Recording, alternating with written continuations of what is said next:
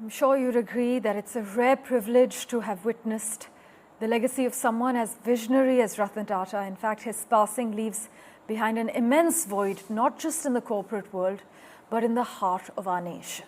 My colleague Radhika Ramaswamy joins us with a quick update from Mr. Tata's residence. Radhika, Mr. Tata's body will be kept at the National Centre for Performing Arts from now till about 4 p.m. this afternoon, where people can pay their last respects. That's right. Ratan Tata, in fact, his mortal remains will be kept at NCPA.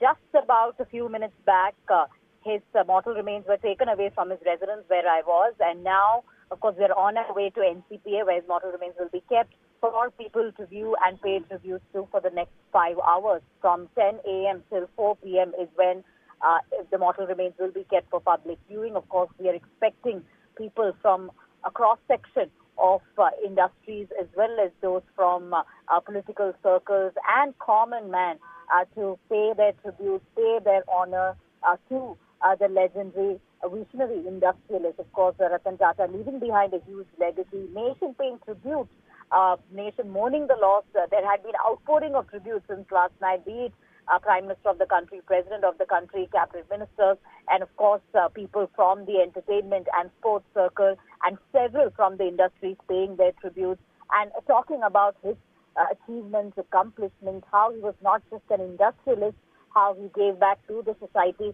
how he was a philanthropist par excellence, or something that is being spoken about across all circles. So he was not just a business leader, but also somebody who was committed to the society. A visionary leader who was a respected industrial, an icon, a legend, is how people remember Ratan Tata as, which is why people will be paying their last respects. Of course, thousands of people will be gathering at NCPA, is what we expect from a cross-section of sectors. We did see Sachin Tendulkar offering his tribute this morning.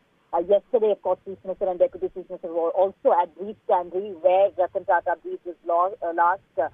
In fact, Ratan Tata, of course, his priorities, as people say, remain firmly rooted in ethical leadership and community welfare. It was not just about expanding industries, not just about acquisitions and accomplishments, within the Tata Group, but people very often talk about how he believed in doing well for the people at large, for the middle class, for the poor. How he can bring difference to the society, something he often speaks about, and that was something he was committed towards. And this is why he's one of the most admired, one of the most respected industrialists till date, and a legacy which will inspire millions of people, especially the younger generation, in the future. Right, but interestingly, Radhika, Mr. Tata, despite his immense influence and control over more than 30 companies operating in about 100 countries across 6 continents, he never appeared on any list of billionaires, right? Well, not really. So he did not chase the billionaire list, as something people often talk about, something he speaks in interviews, that he's not behind wealth and money. The wealth creation of Tata Group, Tata Sons, was all about giving it back to the society, which is why, a significant portion of the group's wealth is held by charitable trusts that support various social causes that I've been talking about, including education, healthcare, as well as rural development. 65% of his shares in Tata Sons going to charitable causes. So Tata Group is built differently.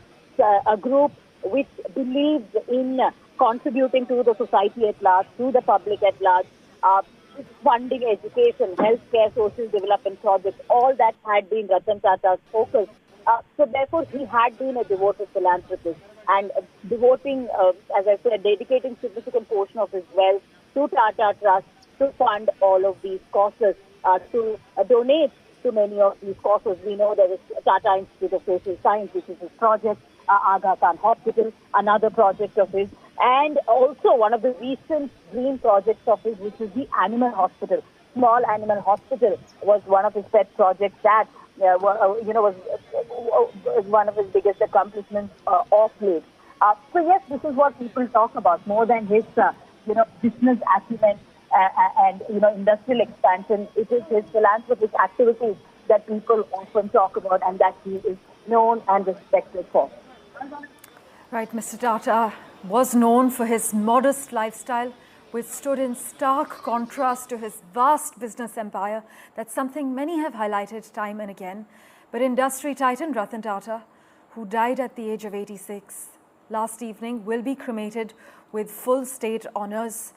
In fact, the national flag will be flown at half-mast across government offices in Maharashtra as a mark of respect.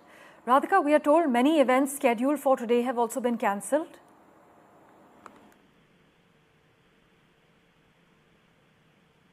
Right, we will just reconnect with my colleague Radhika Ramaswamy. But Mr. Tata's body will be kept at the National Centre for Performing Arts in Mumbai's Nariman Point from about 10:30 a.m. to 4 p.m. today, where people can pay their last respects. The cremation will take place at the Worli area later in the day. We are told that Amit Shah will also attend the funeral as Prime Minister Modi left for Laos to attend the ASEAN, India and East Asia summits.